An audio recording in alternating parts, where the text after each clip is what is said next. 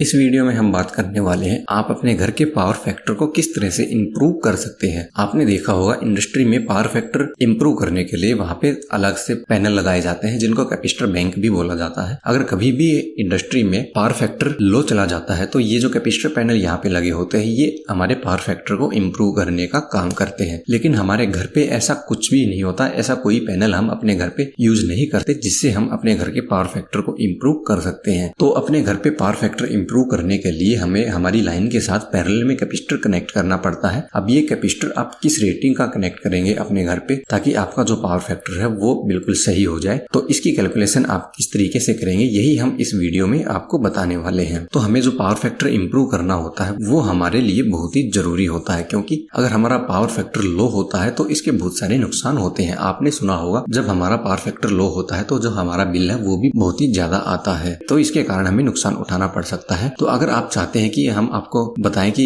जो हमारा power factor है उसका इफेक्ट हमारे बिल पे कितना पड़ता है, कितना हमारे बिल के ऊपर असर डालता है ये पावर फैक्टर, इसके बारे में अगर आप जानना चाहते हैं तो आप हमें नीचे कमेंट में बता सकते हैं। हम इसके ऊपर भी एक वीडियो लेके आएंगे। इसके अलावा जो हमारा लो पावर फैक्टर होता है ये हमारे जो घर के वायर होते हैं और जो हमारे उपकरण होते हैं उनकी लाइफ पे तो बहुत ही बड़ा प्रभाव डालता है, क्योंकि लो पावर फैक्टर होगा तो जो हमारा सर्किट है, जो हमारे उपकरण है, उनके अंदर से जो करंट फ्लो करेगा वो बहुत ही ज्यादा करंट फ्लो करेगा, जिसके कारण जो हमारे उपकरण है, हमारी लाइन है, उनके अंदर हीटिंग की समस्या पैदा होती है और हमारे जो उपकरण है उनमें हीटिंग की प्रॉब्लम जितनी ज्यादा होगी उनकी लाइफ और उनकी एफिशिएंसी उतनी ही कम हो जाएगी। तो ऐसे में पावर फैक्टर को इम्प्रूव करना बहुत ही जरूरी हो जाता है। तो यहाँ पे पावर फैक्टर की करेक्शन के लिए जो हमें कैपेसिटर की कैलकुलेशन करनी है वो करने के लिए हमें मेन 3 चीजें चाहिए। एक हमारी वोल्टेज है, एक हमारा लोड कितना है यानी किलोवाट यानी पावर हमारी कितनी है, इसके अलावा जो हमारा करंट पावर फैक्टर चल रहा है वो कितना है और हमें पावर फैक्टर इंक्रीज करके कितना लेके जाना है, ये सभी चीजें हमें पता होनी चाहिए। आजकल जो हमारे घर पे एनर्जी मीटर लगे होते हैं, जो लेटेस्ट वाले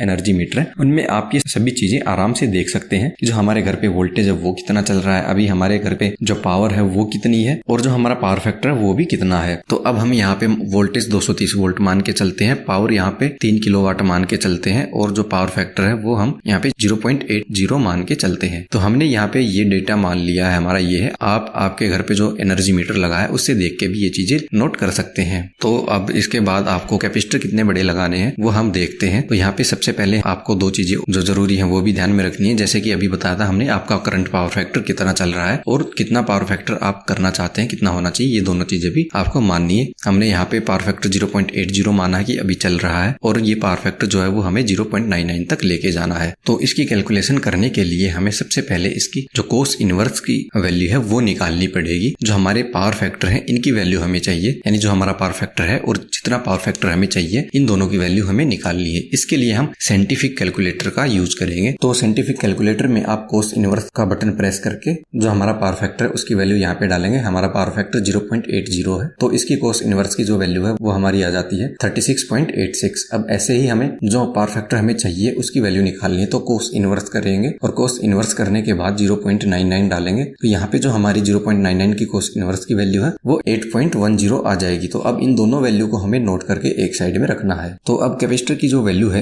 केवीआर में कैलकुलेट करने के लिए उसके लिए हमारी जो अभी ये वैल्यू आई है कोस इनवर्स की, अब इनकी 10 की वैल्यू हमें निकालनी पड़ेगी। तो यहाँ पे जो फॉर्मूला होता है हमारा वो KVR is equal power bracket 10 1 की वैल्यू माइनस 10 2 की वैल्यू। तो अब हम यहाँ पे इनकी वैल्यू निकाल के देखते हैं। इसके लिए हमें फिर से साइंटिफिक कैलकुलेटर की जरूरत पड़ेगी। तो साइंटिफिक कैलकुलेटर में हम सबसे पहले 10 का जो बटन है वो प्रेस करेंगे। उसके बाद जो हमारी पहली वैल्यू है 36.86 इसको यहाँ पे डालेंगे तो जो हमारी वैल्यू है वो 0.74 यहाँ पे आ जाएगी। और ऐसे ही हमें दूसरी वैल्यू निकालने के लिए फिर से 10 प्रेस करना है और फिर जो हमारी ये दूसरी वैल्यू थी जो कि 8.10 है इसको इनपुट करेंगे तो जो हमारी यहाँ पे वैल्यू वो 0.14 आ जाएगी। तो अब इसको हम फॉर्मूले में डाल के देखते हैं KVR is equal power 0.74 minus 0.14। तो अब हम इसको सोल्व करते हैं तो जो हमारी यहाँ पे वैल्यू है वो 1.8 kVAR की आ जाती है। तो हमारा जो पावर फैक्टर है 0.80 इसको 0.99 तक ले जाने के लिए हमें यहाँ पे